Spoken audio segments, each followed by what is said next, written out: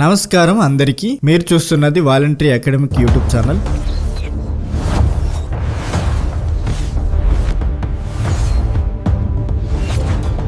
ఈ రోజు మనం మాట్లాడుకోబోయే న్యూస్ చాలా షాకింగ్, చాలా బాధాకరం, ఇంకా అనేక అనుమానాలకు కారణమవుతున్న ఘటన. నోయిడా సెక్టర్ 150లో 26 ఏళ్ల టెక్కీ యువరాజ్ మెహతా నీటితో నిండిన నిర్మాణ గోతులు పడిపోయి మృతి చెందిన ఘటనలో ఇప్పుడు మరో పెద్ద ట్విస్ట్ బయటకు వచ్చింది. ఈ కేసులో కీలకంగా ఉన్న ఫ్లిప్కార్ట్ డెలివరీ వర్కర్ మొనిందర్ తన స్టేట్మెంట్ ని మార్చడం ఇప్పుడు వైరల్ గా మారింది. వార్తల ప్రకారం అర్ధరాత్రి సమయంలో దట్టమైన పొగమంచు వల్ల యువరాజ్ కారు దారి తప్పింది. అక్కడ నిర్మాణ స్థలానికి ఉన్న బౌండరీ వాల్ బలహీనంగా ఉండడంతో కారు దాన్ని ఢీకొని నేరుగా నీటితో నిండిన పెద్ద గోతులో పడిపోయింది. ఇక్కడ నేను చెప్పాలనుకుంటున్నది ఒకటే, ఇలాంటి నిర్మాణ ప్రాంతంలో సేఫ్టీ ఉండాలి. బ్యారికేడ్స్, హెచ్చరిక బోర్డులు, రిఫ్లెక్టర్స్ ఉండాల్సిందే. కానీ అవి లేకపోవడం వల్లే ఇలాంటి ప్రమాదం జరిగిందన్న అనుమానం బలంగా ఉంది. ఇక్కడ బాధ కలిగించే విషయం ఏమిటంటే, ప్రమాదం తర్వాత యువరాజ్ సహాయం కోసం అరుస్తున్నాడో అతని రిస్క్ చేసే ఛాన్స్ ఉందా? ఇది తెలుసుకోవడానికి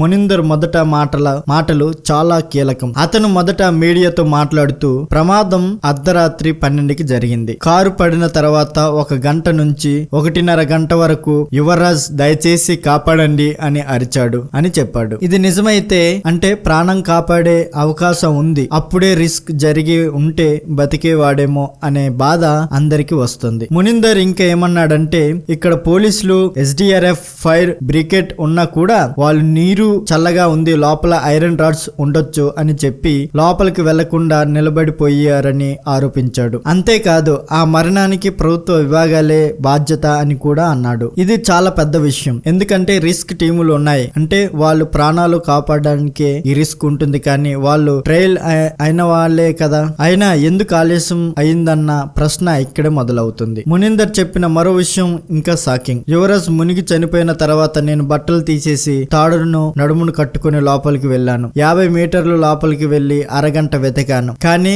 కారు గాని యువరాజ్ గాని కనిపించలేదని అన్నాడు. ఇక్కడ నాకు అనిపించేది, ఒక సాధారణ డెలివరీ బాయ్ అంత రిస్క్ చేస్తుంటే అక్కడ ఉన్న అధికారుల బృందాలు ఎందుకు చేయలేకపోయాయి? ఇప్పుడు అసలు ట్విస్ట్ ఏమిటంటే, కొన్ని రోజులు మునిందర్ ఒక సెల్ఫీ వీడియో రిలీజ్ చేశాడు. అది రిపోర్టర్లు అడిగిన స్టేట్మెంట్ కాదు, స్వయంగా వీడియో తీసి రిలీజ్ చేసినట్టుంది. అందులో అతను పూర్తిగా మారిపోయి ఇలా అన్నాడు, ప్రమాదం జరిగిన 15 నిమిషాల్లో పోలీసులు వచ్చారు. నేను చేరుకునేసరికి పోలీసులు యాక్షన్ లో ఉన్నారు. SDRF, NDRF, ఫైర్ బ్రిగేడ్ సమయానికి వచ్చారు. ఫాగ్ వల్ల కనిపించలేకపోయినా వాళ్ళ ప్రయత్నాలతో యువరాజ్ ని మరియు కారును బయటికి తీశారు. ఇక్కడే జనాలకి డౌట్ మొదలైంది, ఎందుకంటే ముందు ఎవరు సహాయం చేయలేదు అన్నాడు, ఇప్పుడు అందరూ చాలా ప్రయత్నించారు అంటున్నాడు. ఇప్పుడు నేను నా అభిప్రాయం చెప్పాలి. మునిందర్ మొదటి స్టేట్మెంట్ పార్ట్ లో ఎమోషనల్ గా లైవ్ గా మాట్లాడాడు. రెండో స్టేట్మెంట్ మాత్రం రీల్ లా కూల్ గా క్లియర్ గా ఒక స్క్రిప్ట్ చదివినట్టు అనిపిస్తుంది. నేను ఖచ్చితంగా ఎవరిని తప్పు పట్టడం లేదు, కానీ ఇది అనుమానంగా ఉంది. అందుకే సోషల్ మీడియాలో కూడా జనాలు అంటున్నారు, పోలీసులు వచ్చి